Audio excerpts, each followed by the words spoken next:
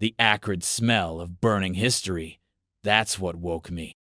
Not the gentle birdsong that usually accompanied dawn across my fields, nor the low hum of the distant highway, but the sharp, violent stench of my legacy turning to ash. I was on my feet before my eyes fully registered the orange glow devouring the western perimeter of the farm, the old barn, the one my grandfather built with his own calloused hands, already a raging inferno. They say you react with fight or flight. I simply felt a cold, surgical click in my soul, a tumbler falling into place. This wasn't random. This wasn't an accident. This was Brenda. Brenda Mellinger, president of the newly formed Homestead Harmony Estates Homeowners Association, a woman whose ambition to micromanage paradise had curdled into a petty vendetta against the one property that predated her precious beige-boxed utopia by a century, mine. Her crusade had started small, as all malignancies do. Letters, festooned with the HOA's laughably grandiose letterhead, began appearing in my mailbox, each one a fresh absurdity. The color of my mailbox itself, heritage red, an affront to their mandated earth tones. The height of my sunflowers along the access road, obstructing a non-existent view for a non-existent pedestrian. The rooster, Attila, whose morning pronouncements were apparently a sonic blight upon the tranquility of the covenanted community. Each letter was a meticulously documented piece of passive aggression, dripping with self-importance and the implied threat of fines. I dealt with bureaucrats and tin-pot tyrants on 5 continents. Brenda, bless her aspiring little dictator heart, was strictly amateur hour. I'd mostly ignored them, responding only when legally compelled, with terse, formal dismissals drafted by lawyers who cost more per hour than her entire HOA collected in dues in a year. This, I suspect, had only fanned the flames of her impotent rage. The farm wasn't just land to me. It was a sanctuary, a living testament to generations of Cunninghams who had tilled this soil, who understood the silent language of seasons and the sacred contract between man and earth. It was where my wife, Sarah, had painted her landscapes, where our children had taken their first steps, and where, even now, a significant portion of AgriCorp's experimental and heritage seed stock was cultivated. Brenda, in her infinite suburban wisdom, saw only an eyesore, a stubborn refusal to conform to her vision of manicured conformity. She saw undeveloped land, a blemish. She had no concept of what she was looking at, no understanding of the silent, invisible tendrils that stretched from this patch of earth into the very bedrock of global food security. The fire was different. Letters were ink on paper. This was a physical violation, an act of war against memory, against sustenance, against me. As I stood there, the heat scorching my face, watching a century of heritage crumble, the coldness inside me didn't dissipate. It solidified, sharpening into something akin to a diamond drill bit. She had mistaken my patience for weakness, my quiet for acquiescence. She thought she was swatting a fly. She had, in fact, just poked the bear. A bear she didn't even know existed. A bear that, metaphorically speaking, controlled the entire damn picnic. The local volunteer fire department, bless their hearts, did their best, but the old barn was tinder dry, a relic of a bygone era. It was gone. With it, irreplaceable tools, heirlooms, and a small research lab where we were working on drought-resistant grains. The cost wasn't just monetary, it was a wound in time. I watched Brenda herself arrive, a little too promptly, her face a carefully constructed mask of concern that didn't quite reach her flinty eyes. She offered platitudes, her voice dripping with insincere sympathy, something about faulty old wiring, and the dangers of such dilapidated structures. I said nothing. I just looked at her, letting the silence stretch, letting her see the smoke reflected in my irises. She didn't know. She couldn't possibly comprehend that her desperate need to control a few hundred square feet of my life had just triggered a response protocol, usually reserved for hostile corporate takeovers or threats to national agricultural infrastructure. She thought this was a neighborhood dispute. She was about to learn it was the preliminary skirmish in a war she was already light years behind in losing. The line hadn't just been crossed. It had been incinerated. And I, the reluctant warrior, the quiet farmer who just happened to chair the board of one of the largest agricultural conglomerates on the planet, was about to teach Brenda Mellinger the true meaning of reaping what you sow. The gray light of morning revealed the full extent of the devastation, a smoking, skeletal ruin where the heart of the farm's history had beaten. The air, thick with the lingering ghost of burnt timber and shattered dreams, felt heavy, oppressive. Detective Miller, a man whose weary eyes had clearly seen too many local dramas play out, arrived with the dawn.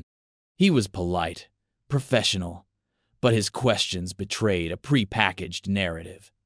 Accidental fire, rural neglect, perhaps even a touch of insurance, motivated arson on my part, though he wouldn't say it aloud. "Any idea how this might have started, Mr. Cunningham?" he asked, his gaze sweeping over the charred remains, lingering for a moment on the sophisticated, albeit now melted, environmental sensors that had been part of the lab. I met his gaze. "I have a very precise idea, Detective. It was arson." His eyebrows twitched. "Strong claim. Any proof?" I handed him a small, heat-warp security camera I'd retrieved from a relatively sheltered spot on an adjacent outbuilding. Its casing was blistered, but the internal SD card, I knew, was likely intact. This might offer a starting point. He took it, an evidence bag already prepared. "We'll look into it. In the meantime, any disputes with neighbors? Anyone who might hold a grudge?" The question was a formality, but I saw the flicker of local knowledge in his eyes. He knew about the HOA. He probably knew about Brenda. "There's the Homestead Harmony Estates Homeowners Association," I said, my voice devoid of inflection. "Their president, Ms. Brenda Mellinger, has expressed strong opinions about my property." Miller made a non-committal grunt. "HOA disputes are usually about grass height, Mr. Cunningham, not felony arson." "Usually," I agreed. "But Miss Mellinger is unusually dedicated." He scribbled in his notepad, his skepticism a palpable force field. He saw a disgruntled farmer, perhaps a bit eccentric, pointing fingers after a tragic accident. He didn't see the CEO of AgriCorp Global, a man who could cripple national economies with a few keystrokes if pushed, a man whose definition of due diligence was about to make Miller's entire department look like amateur sleuths. Brenda, naturally, was already spinning her narrative. I heard snippets from the few neighbors brave enough to offer condolences, hushed whispers about my dangerous, unkempt property, how this was a tragedy waiting to happen, how lucky it was that the fire hadn't spread to their pristine, vinyl-sided domiciles. Her fingerprints weren't on the matches, not literally, but her toxic ambition was all over this. She had created the climate. She had, through her incessant harassment, declared war. Now, she was feigning shock at the first major casualty. The silent majority, my other neighbors, those who had lived here long before Homestead Harmony was a fever dream in a developer's portfolio, offered quiet, genuine sympathy. Their fear of Brenda, however, was a tangible thing. They'd seen her operate, seen her target anyone who didn't bow to her regime of beige conformity. They were trapped, unwilling to provoke her wrath. This was the moment the dormant part of me, the part I deliberately kept separate from this peaceful life, began to stir, stretching its limbs. For years, I'd cultivated an existence here that was deliberately low profile, a counterpoint to the crushing weight of my corporate responsibilities. This farm was my anchor, my sanity. Sarah had loved it for its authenticity, its stubborn refusal to be anything other than what it was. To protect that, I had built firewalls between my worlds. Brenda, in her ignorance, had just torched those firewalls. The internal shift was less a raging inferno of anger and more the sudden, chilling calm of a glacier beginning to move. The objective was clear, not just justice for the barn, but the complete and utter dismantling of Brenda Mellinger's reign of petty terror. She lit the match. I would become the inferno, a controlled burn that would purify this small corner of the world of her particular brand of poison. My resolve solidified as Miller drove away, the warped camera in his evidence bag. He was a cog in a system. I was the system. He was looking for a suspect. I was preparing a war room. The smoldering ruins weren't an ending. They were a declaration. And I, Arthur Cunningham, was answering. The first call was to Gary. Gary Carmichael was, to put it mildly, an acquired taste. A whirlwind of nervous energy, conspiracy theories, and truly astonishing technical acumen. He'd been AgriCorp's unofficial, off-the-books digital ghost for nearly a decade. He owed me a life debt, a story for another time, and his loyalty was absolute, if occasionally expressed through rants about chemtrails and the lizard people secretly running the global banking system. "Gary," I said, my voice calm, betraying none of the cold fury simmering beneath. "I need you, on site." Discretion paramount. There was a crackle, then Gary's voice, sharp and alert despite the early hour. "Boss, what's wrong? Did the mole people finally make their move on the seed vault?" "Something like that, Gary. Arson, my farm." A beat of silence. Then, The heritage site? The one with the experimental quinoa that can survive a nuclear winter? "The very same. The old barn is gone. Small lab compromised." Another silence, then a low whistle. Okay, this is not good. This is global famine averted by a hair's breadth. Not good. Who? Why? A local dispute, escalated by a neighborhood tyrant. Her name is Brenda Mellinger, HOA president. I could almost hear Gary's eyes narrow. OA. Figures. The shock troops of the New World Order's suburban pacification program. I'm on my way. Give me an hour. I'll bring the goodie bag. Gary's goodie bag was the stuff of legends or nightmares, depending on your perspective. It contained enough surveillance equipment, counter-surveillance gear, and untraceable communication devices to outfit a small intelligence agency.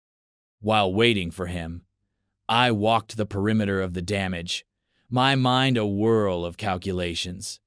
The loss of the physical barn was significant, emotionally and historically. The loss of the research data from the lab, however, was operationally critical. We had backups, of course. AgriCorp's data redundancy protocols were military grade, but the physical samples, the nuanced observations from that specific microclimate, those were harder to replicate quickly. This wasn't just about sentiment anymore. Brenda had inadvertently poked at the operational efficiency of a multi-billion-dollar global enterprise. Gary arrived in a battered, anonymous van that probably had more processing power under its hood than NORAD. He was a study in controlled chaos, already deploying miniature drones, dragonflies. He called them to survey the area. "Okay, boss," he said, tapping furiously at a ruggedized tablet. Thermal residue patterns are consistent with an accelerant used at multiple ignition points. This wasn't faulty wiring. This was deliberate, and whoever did it knew enough to try and make it look like an accident, but not enough to fool basic forensic analysis. let alone my little friends here. He pointed to the tablet, which now showed a 3D reconstruction of the barn, with angry red hotspots indicating where the fire had been most intense, most unnatural. The SD card from my damaged security camera was already being processed in a portable clean room environment he'd set up in the back of the van. Brenda Mellinger, he muttered, typing her name into a series of search fields that I knew weren't publicly accessible. President, Homestead Harmony Estates HOA. Previous address, Pleasant Valley Heights, also HOA president. Interesting pattern, a serial queen bee. Fines, liens, public shaming. Textbook narcissistic control freak with a gavel. His fingers flew. Ah, here we go. Several anonymous complaints filed against her in Pleasant Valley. Allegations of misappropriation of funds, never proven. Harassment. Vindictive enforcement of bylaws. She likes to break people who don't bend. He looked up at me, his usual manic energy focused into a laser beam. She picked the wrong target this time, boss. She has no idea who she's messing with, does she? I merely looked at him.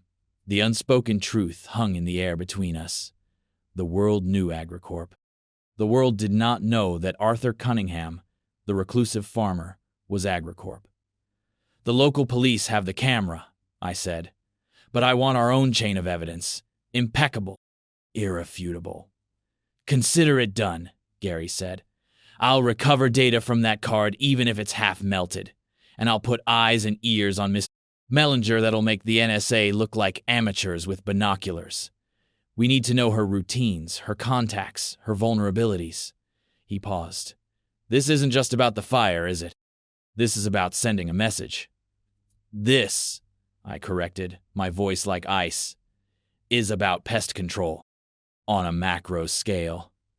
My personal investigation, aided by Gary's formidable skills, quickly began to paint a disturbing picture. Brenda Mellinger wasn't just a power-hungry busybody. She was a predator who thrived on the fear and submission of others. The Homestead Harmony HOA wasn't a community organization. It was her personal fiefdom, a vehicle for her ego, and, as Gary's preliminary financial probes began to suggest, potentially her personal piggy bank. The fire was her escalation, her attempt to break the one resident who dared to defy her.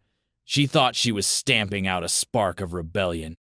She had no idea she'd just ignited a fuse connected to a powder keg of global proportions. The farm wasn't just my farm. It was a critical node in a network that fed nations.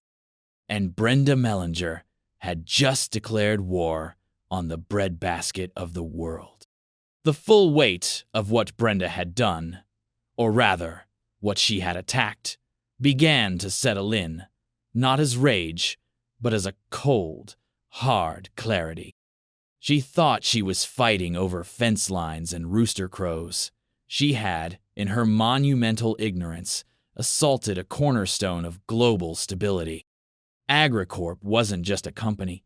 It was an intricate ecosystem of farms, research facilities, distribution networks, and logistical chains that spanned the globe. We didn't just grow food. We developed climate, resilient crops, managed vast grain reserves, advised governments on agricultural policy, and, when necessary, intervened to prevent famine. My role as chairman was a closely guarded secret, known only to a handful of trusted board members, key governments, and, of course, Gary. To the world, Arthur Cunningham was a semi-retired agricultural consultant with a penchant for heritage farming. This anonymity was, by design, a shield against the pressures and dangers that came with wielding such influence. Brenda Mellinger, in her quest to regulate the color of my mailbox, had stumbled into a geopolitical chessboard, mistaking a king for a pawn. Gary, having meticulously recovered the footage from the damaged SD card, looked grim. It's her, boss. Clear as day, though she's trying to be sneaky. Hoodie up, gloves, the works. But the gait, the build, the way she handles that can of accelerant, it's Mellinger. And she wasn't alone. There's a second figure, harder to ID, hangs back, more of a lookout. He zoomed in on a grainy image. She's not just a petty tyrant, she's a felon. A clumsy one, but a felon nonetheless. The visual confirmation, though expected, tightened the knot of cold resolve in my chest. This wasn't just about property damage anymore.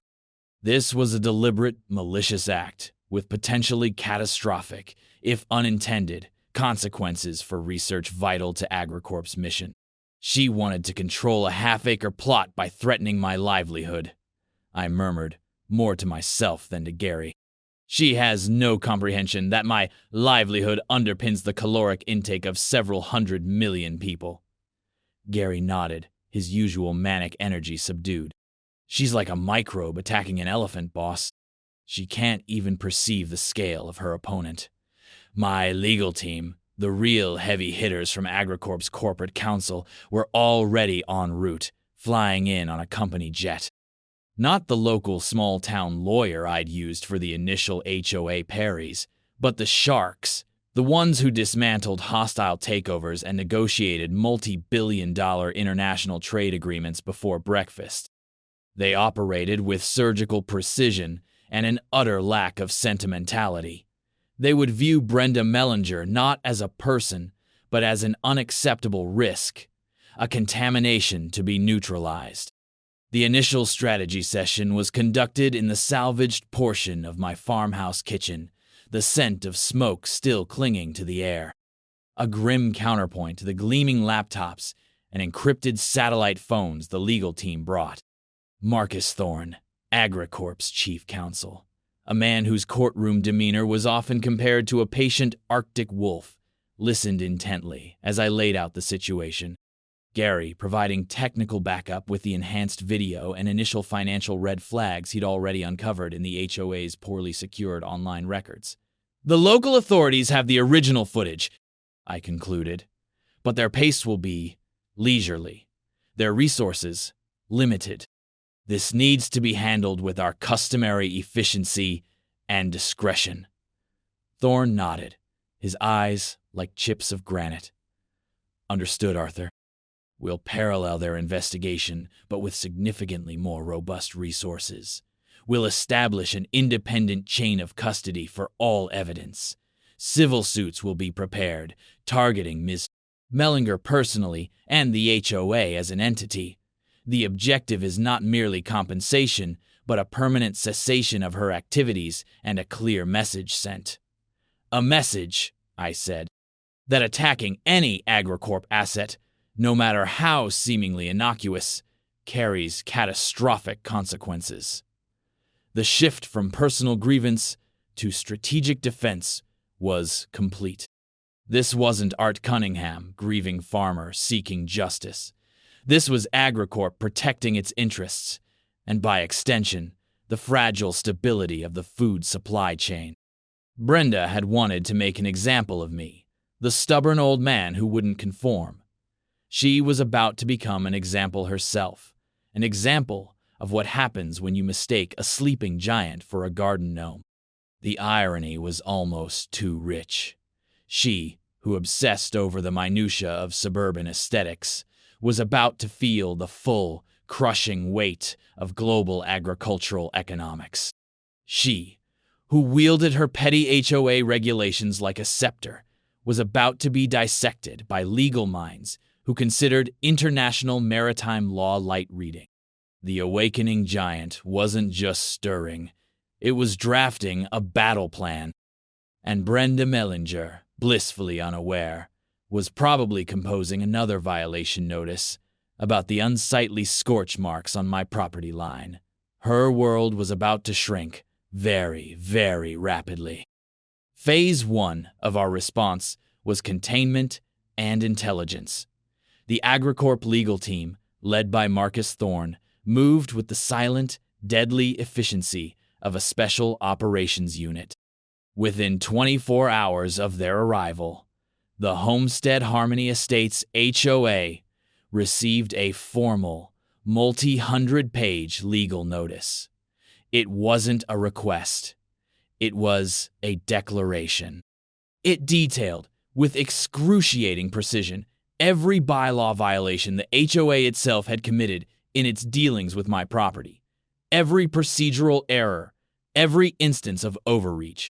It outlined the clear evidence of arson, pointedly mentioning the existence of high-resolution video footage and forensic analysis far exceeding local capabilities.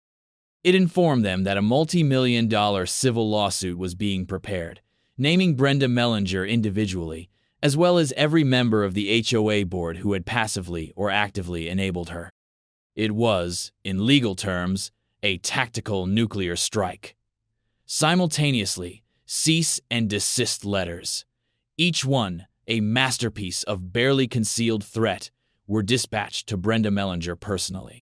They demanded an immediate halt to any further harassment, communication, or attempts to enforce HOA regulations against my property, pending the outcome of multiple investigations. The language was cold, brutal, and left no room for misinterpretation. Thorne's team didn't do nuance when dealing with what they termed bad faith actors. Gary, meanwhile, had transformed my partially damaged stable block into a covert command center.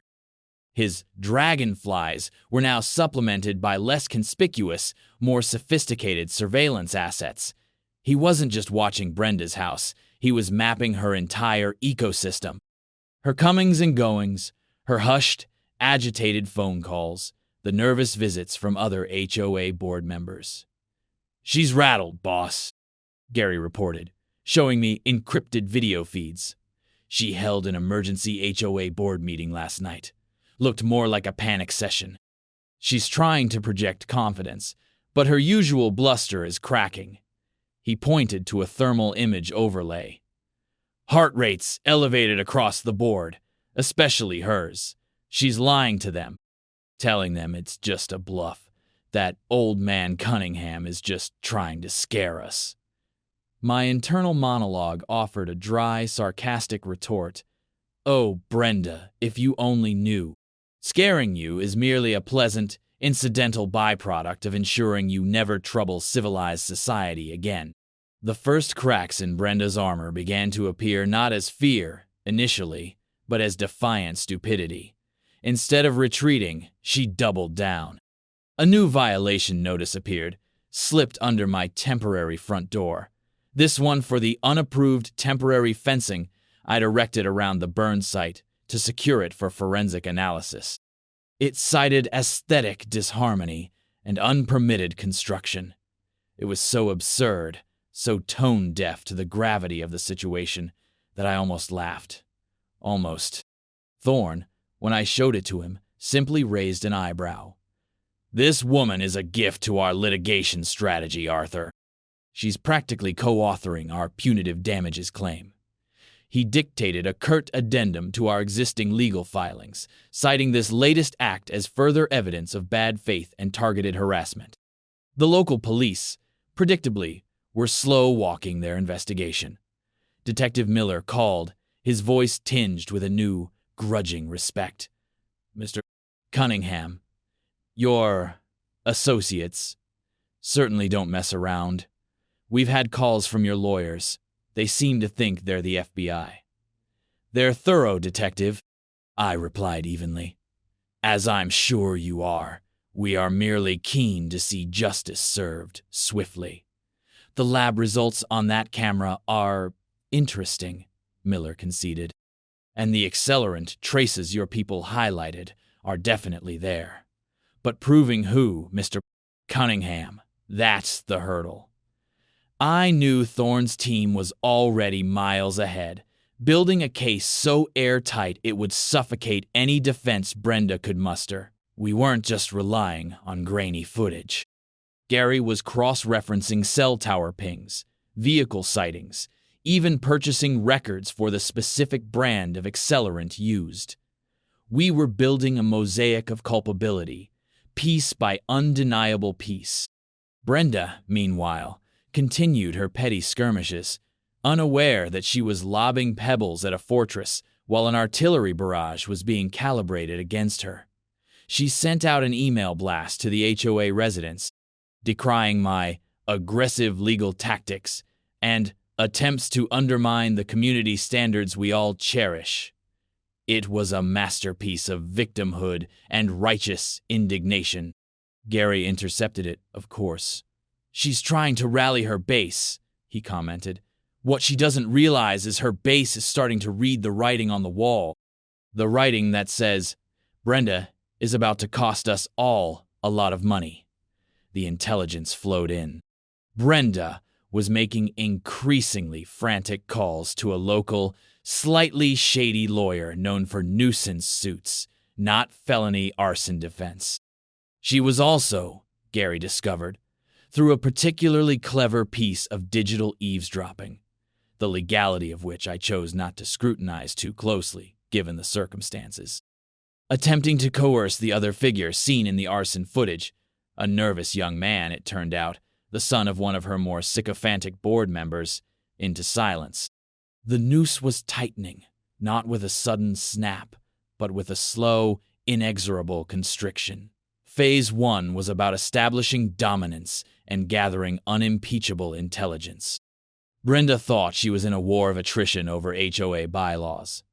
She was, in fact, a specimen under a microscope, her every move observed, analyzed, and logged for the coming reckoning. Brenda Mellinger, cornered but not yet broken, reacted not with contrition, but with the viciousness of a trapped animal. Unable to continue her direct harassment of my property due to Thorne's legal barricade, she shifted her attacks, aiming for what she perceived as softer targets: my reputation and the very legitimacy of the farm itself. This was where her actions transcended mere criminality and became a profound moral violation, striking at the core of my family's legacy and the quiet work that underpinned AgriCorp's mission. She began a whispering campaign amongst the more pliable HOA residents, spreading insidious rumors. I was, according to various anonymously sourced concerns that conveniently found their way into HOA meeting minutes, leaked to Gary within hours, a reclusive eccentric with suspicious, undeclared agricultural activities. The farm wasn't a quaint heritage site, but a potential biohazard, conducting unregulated experiments that could endanger the local water table or attract pests. She even implied that the fire might have been a result of my own negligent and dangerous practices. It was a classic smear campaign designed to isolate me, to paint me as the villain, the threat to their carefully curated suburban idol. Then she escalated. Using her HOA platform, she began petitioning local and county authorities, demanding inspections, zoning reviews, even attempting to have parts of the farm condemned as unsafe or in violation of obscure, selectively interpreted ordinances.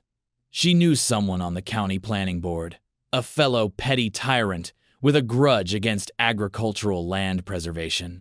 Suddenly, official-looking vehicles started appearing, inspectors with clipboards, asking, probing, often nonsensical questions.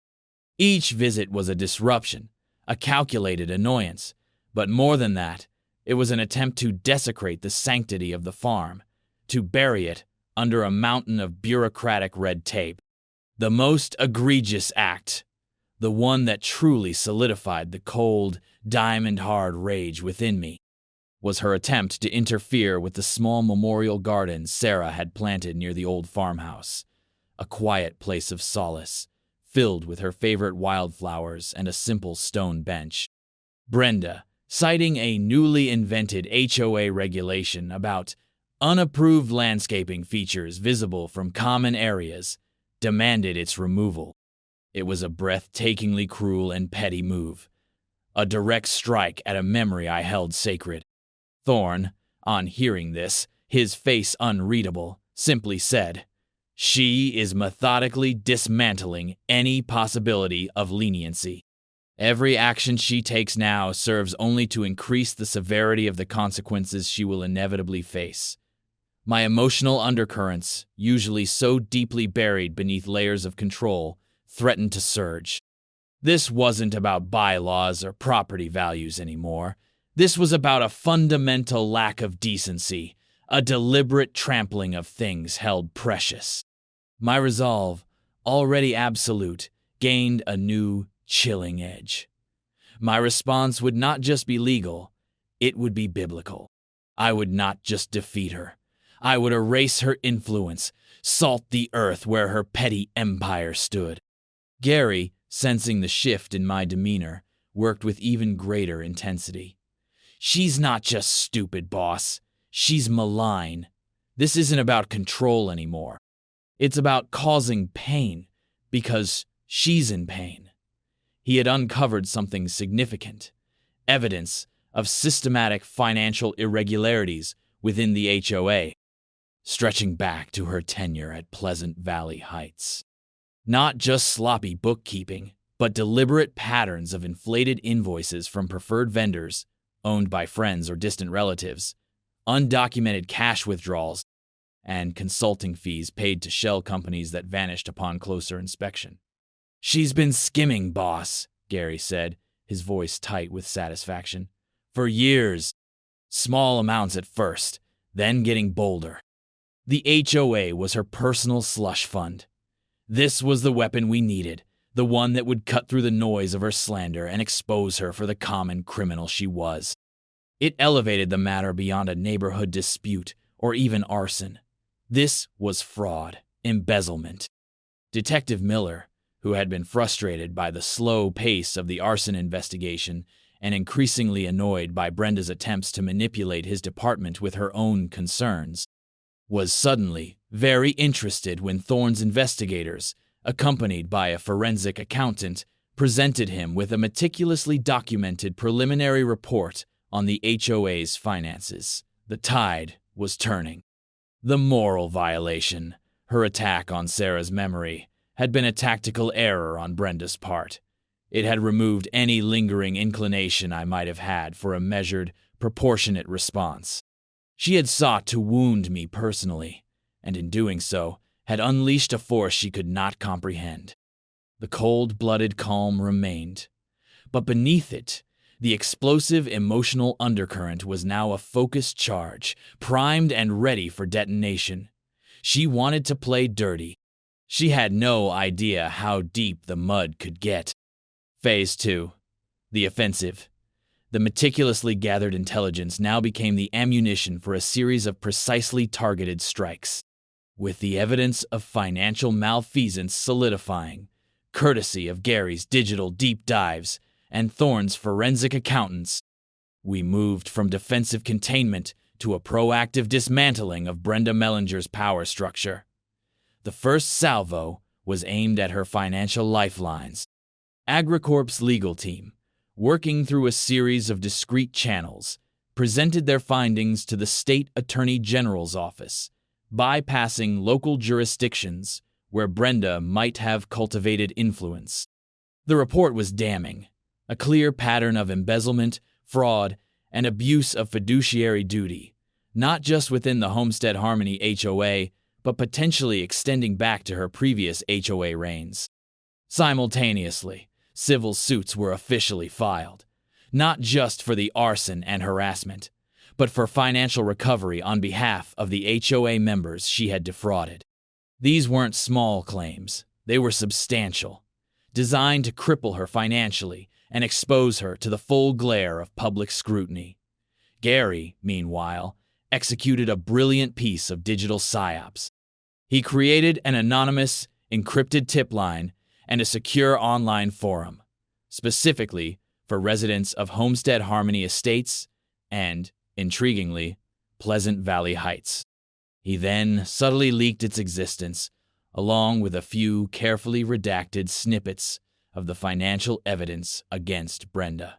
The effect was immediate. The silent majority, previously cowed by Brenda's aggressive tactics, now had a safe, anonymous outlet to share their own stories of her bullying, her arbitrary fines, her vendettas. The forum lit up with grievances, corroborating accounts, and further evidence of her abuses. It became a grassroots rebellion, fueled by years of suppressed resentment, all unknowingly orchestrated by a tech-savvy recluse in my stable block. Detective Miller, armed with the state-level interest and the groundswell of local complaints, found his investigation into the arson suddenly infused with new urgency and resources. He re-interviewed the nervous young man, the accomplice in the arson, who, facing the prospect of serious charges and seeing Brenda's empire crumbling, quickly decided that loyalty to the Mellinger regime was a poor career choice. His confession, detailed and corroborated by our existing evidence, was the nail in the coffin for the arson case. Brenda's reaction to this multi-front assault was predictable: panic, denial, and more aggression. She tried to discredit the anonymous forum, calling it a smear campaign orchestrated by disgruntled elements. She attempted to intimidate residents she suspected of cooperating, but her threats now lacked their former sting. Her power was visibly eroding. Her enablers on the HOA board, seeing the wolves at the door, began to distance themselves, issuing statements about their shock and disappointment, and vowing full cooperation with any investigation. Rats, as they say, and a sinking ship. The beauty of the strategy was its surgical precision. Each move was calculated to isolate Brenda, strip away her defenses, and expose her crimes, all while maintaining Agricorp's public distance. We weren't seen to be crushing a gnat with a sledgehammer. Rather, the system itself, nudged by irrefutable evidence, was simply correcting an anomaly. Thorne's team handled the media narrative with similar finesse. Carefully curated information was leaked to select local and then regional journalists, not sensationalist claims, but dry, factual accounts of financial investigations and impending legal actions. The story shifted from eccentric farmer versus HOA to community leader under investigation for serious financial crimes and arson. The deadpan sarcasm of it all was not lost on me as I reviewed the press. Clippings. Brenda, who had craved control and recognition, was finally getting it, just not in the way she'd envisioned. Her name was becoming synonymous with corruption and petty tyranny. The emotional undercurrents within me remained, but they were channeled into a focused, almost serene determination. This wasn't just about revenge anymore. It was about restoring order, about demonstrating that certain lines cannot be crossed without consequence. The farm, my sanctuary, had been violated. The response was not just to repair the damage, but to ensure the disease that caused it was entirely eradicated. Brenda thought she was fighting a zoning dispute. She was, in fact, challenging a fundamental law of nature. You do not attack the source of your own sustenance, and you do not provoke those who guard it.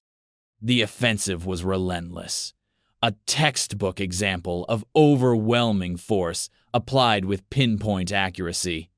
Her carefully constructed world was being deconstructed, brick by painstaking brick.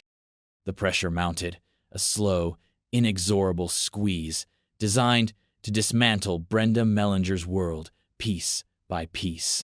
Asset freezes were sought, and based on the strength of the financial evidence granted by the courts. Suddenly, Brenda's access to the HOA funds she had so cavalierly misused, and even some of her personal accounts flagged for suspicious activity, was cut off.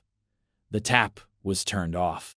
This, more than anything, seemed to induce a new level of frantic desperation. She was seen arguing heatedly on her phone, her usual imperious demeanor replaced by a shrill panic. Gary's surveillance picked up snippets. "They can't do this, my money. This is an outrage." It was the sound of a petty monarch realizing her treasury was empty and her castle walls were made of paper. Lien were placed, not just on HOA properties acquired under dubious circumstances during her tenure, but on her own meticulously maintained, beige-toned house. The irony was exquisite. The queen of property violations and aesthetic conformity now faced the prospect of her own home being encumbered due to her criminal actions. The local media, initially cautious, began to circle with more confidence as the state attorney general's office confirmed an active investigation. The narrative shifted decisively. Brenda was no longer the crusading community guardian. She was a disgraced HOA president, a figure at the center of a widening scandal. Reporters started camping out near her house, a delicious inversion of her own surveillance and judgment of others. Her attempts to address them were disastrous. Deprived of her usual scripted pronouncements and HOA letterhead, she appeared flustered, angry, and deeply unsympathetic. Her narcissistic self-belief, her core conviction that she was always right and everyone else was wrong, made her incapable of projecting humility or remorse. Instead, she railed against a conspiracy, blaming powerful, unseen forces, closer to the truth than she knew, but not in the way she imagined, and ungrateful residents. Each public utterance was another nail in her own coffin, further alienating any potential sympathy. The HOA board members, those who hadn't already jumped ship, were now in full panic mode, issuing public apologies and scrambling to cooperate with investigators in exchange for potential leniency. The rebellion fodder Gary had cultivated through the anonymous forum was now openly providing statements to Thorne's legal team and to Detective Miller. The dam of silence had broken, and a flood of grievances poured forth, painting a comprehensive picture of Brenda's reign of terror. It was during this period that the "they didn't know I was" aspect truly began to dawn on the periphery of Brenda's crumbling awareness, not as a direct revelation of Agricorp, but as the dawning horror that she had grievously miscalculated the resources and resolve of her adversary. She had assumed I was just another disgruntled homeowner, easily intimidated or worn down. She was now facing a legal and investigative machine that operated on a scale far beyond her comprehension. She had brought a knife to a drone strike. My role in all this remained deliberately in the shadows. I was the aggrieved party, the victim of arson and harassment, but the counteroffensive was executed by professionals, by the dispassionate machinery of law and finance. This was crucial. It wasn't a personal vendetta played out in public. It was the system correcting itself, albeit with a significant, well-funded nudge. The dramatic, with surgical precision aspect was in full display. Every document filed, every leak to the press, every legal maneuver was timed and executed for maximum impact, designed to unravel Brenda's defenses methodically, leaving her no room to maneuver, no sympathy to exploit. I watched from a distance, the cold, calculated vengeance giving way to a somber sense of necessity. She had sown the wind and was now reaping a hurricane of her own making.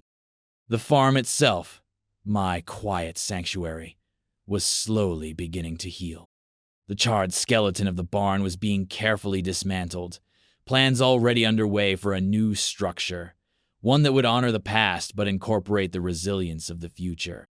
The true victory wouldn't just be Brenda's downfall, but the restoration and continuation of what she had tried to destroy.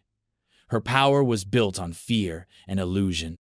My power, the true power she had unwittingly challenged, was built on the fundamental human need for sustenance, on the quiet, unglamorous work of feeding the world. She was about to learn the difference, in the most public and humiliating way possible.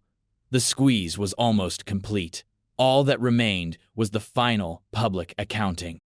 The stage for Brenda Mellinger's public reckoning was, fittingly, an emergency town hall meeting, ostensibly called by the remaining terrified HOA board members to address resident concerns and discuss the future of the community.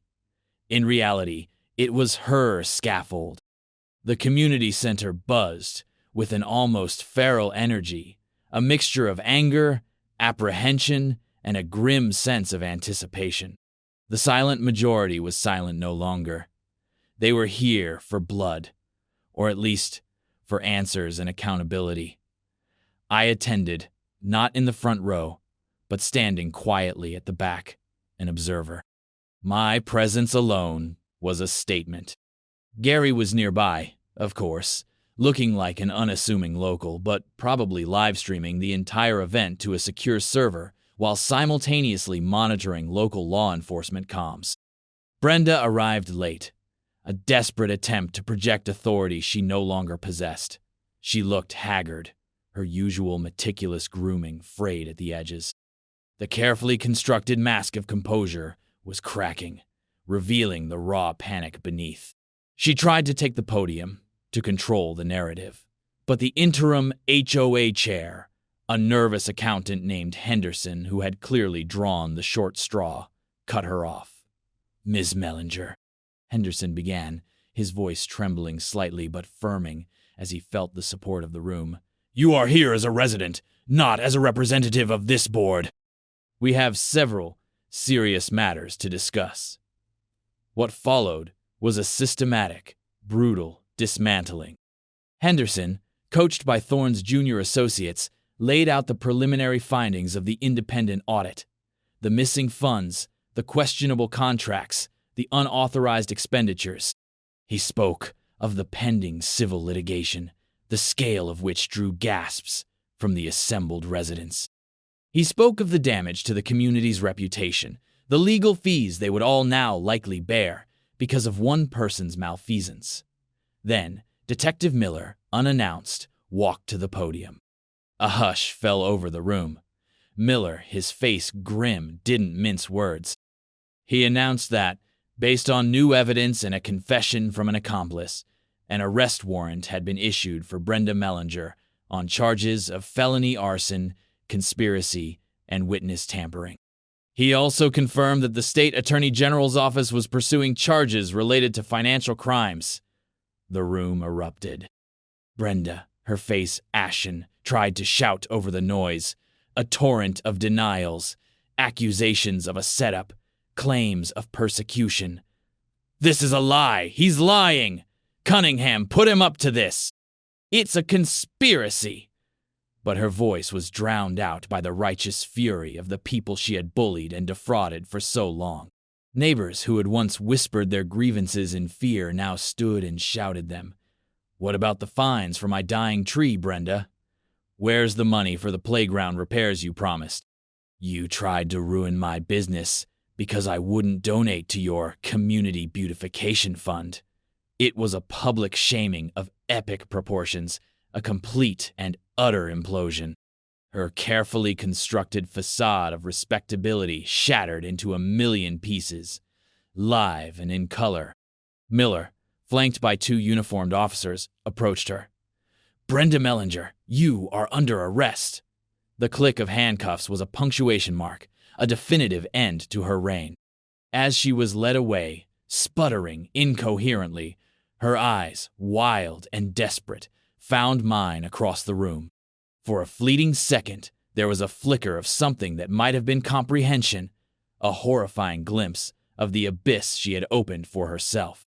But it was gone in an instant, replaced by pure, undiluted narcissistic rage. I met her gaze, my expression unreadable, a cold, dispassionate observer at the execution of a sentence long overdue. There was no triumph in that moment, no elation, just a profound, somber sense of closure. The poetic justice was almost overwhelming. She, who had sought to control every blade of grass, every mailbox color, was now stripped of all control, her life dictated by the very legal system she had tried to manipulate. The locked gate, a visual metaphor I'd often considered, wasn't just for my farm anymore. It was for her. A psychological and literal closure to her destructive chapter. The aftermath in the room was a strange mix of shock, relief, and a dawning realization of the mess left behind. But there was also a sense of liberation. The tyrant was gone. The fear was broken. The community, battered and bruised, could now begin to heal. My part in this, the hidden hand guiding events, would remain largely unknown to them. They would see me as the catalyst, the one who finally stood up, but they would never grasp the true scale of the resources brought to bear, the global entity that had, for a brief, intense period, focused its immense power on a single, malignant HOA president. And that was precisely how it should be. Justice, in this case, had been a quiet, tactical operation. Its success measured not in public accolades for me, but in the public dismantling of her. The fallout from Brenda Mellinger's spectacular implosion was swift and decisive. With her arrest, the HOA effectively collapsed. The remaining board members resigned en masse, Henderson practically throwing the HOA charter at the town solicitor's office as if it were contaminated. The state took temporary oversight, primarily to untangle the financial wreckage Brenda had left behind and to ensure essential services weren't disrupted. Most residents, however, seemed content to let the entire concept of Homestead Harmony Estates fade into a cautionary tale. The hunger for manicured conformity had, it seemed, been sated by a large dose of criminal reality. Brenda herself faced a grim legal future. The arson charges, bolstered by her accomplice's testimony and Gary's meticulously preserved evidence, were solid. The financial crimes, meticulously documented by Thorne's forensic accountants and pursued by the Attorney General, promised a lengthy prison sentence if convicted. Her attempts to secure bail were denied. She was deemed a flight risk and, more damningly, a continued threat to witnesses. Her slightly shady lawyer, overwhelmed and outclassed, quietly withdrew from the case. No white knight emerged to champion her cause. She was alone, reaping the bitter harvest of her own malice. On the farm, life began its slow return to a semblance of normalcy, albeit a new normalcy, forever imprinted by the fire and its aftermath. The charred timbers of the old barn were gone, the ground cleared. In its place, plans were drawn for a new structure, not a replica, but something that honored the spirit of the original while incorporating cutting-edge agricultural technology, a phoenix rising from literal ashes. It would house not only heritage seed banks, but also advanced research labs, more secure, more resilient, a quiet testament to AgriCorp's enduring mission. The memorial garden for Sarah remained untouched, a small, vibrant pocket of peace amidst the reconstruction. The absurd HOA violation notice concerning it had been quietly shredded. My role gradually receded from the local spotlight. I was still Arthur Cunningham, the farmer whose barn burned down, the man who had, it was whispered, finally brought down the tyrannical HOA president. But the whispers never touched upon AgriCorp, never guessed at the global reach or the immense, quiet power that had been deployed. That knowledge remained confined to a very small circle: Thorne, Gary, and a few keyboard members who understood the necessity of protecting our assets, no matter how unassuming they appeared. There was a somber resilience in the air. The righteous fury had cooled, replaced by a quiet satisfaction in a necessary task completed. Protective loyalty to my family's legacy, to the farm, and by extension, to the silent, vital work of feeding nations, had been the driving force. The vengeance, cold and calculated, had been a tool, not an end in itself. It was the price of peace, the cost of ensuring that such a violation would not, could not, happen again. I found myself reflecting on the immense, often unseen responsibilities that came with the kind of power AgriCorp wielded. Brenda Mellinger, in her petty ignorance, had been a microcosm of larger threats. short-sightedness, greed, the destructive impulse to control and diminish. The fight against her, as absurd as its origins were, had been a necessary drill, a reminder of the vigilance required to protect something as fundamental as the food supply. Gary, bless his paranoid, brilliant heart, was already working on upgrading security protocols for all AgriCorp's secondary research sites, muttering about domestic extremist HOAs and the vital need for subterranean EMP-proof quinoa bunkers. I let him. His eccentricities were a small price for his genius and loyalty. Detective Miller, to his credit, had pursued the case with professionalism once the evidence became undeniable. He even stopped by the farm one afternoon, ostensibly for a follow-up, but really, I think, to satisfy a lingering curiosity. He looked at the new construction, at the quiet efficiency of my AgriCorp-funded cleanup crews.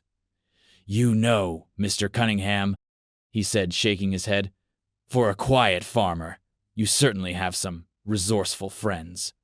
I merely smiled. "Good neighbors are important, Detective, in any community." He nodded, a flicker of understanding in his eyes. He wouldn't ask more. He didn't need to. The lesson had been learned, not just by Brenda, but by anyone who might have been watching. Some boundaries are absolute. Some sleeping giants are best left undisturbed. The moral of the story, if there was one, wasn't particularly uplifting, merely pragmatic. Civilization is a thin veneer, easily scratched by malice and stupidity. And sometimes, to preserve the whole, you must be willing to exercise a morally unflinching, legally lethal, and intensely personal form of pest control. The farm would continue. The work would continue. The food supply, for now, remained secure. And Brenda Mellinger would have a long, long time in a small beige room to contemplate the true cost of underestimating a quiet man with a very large, very vital garden.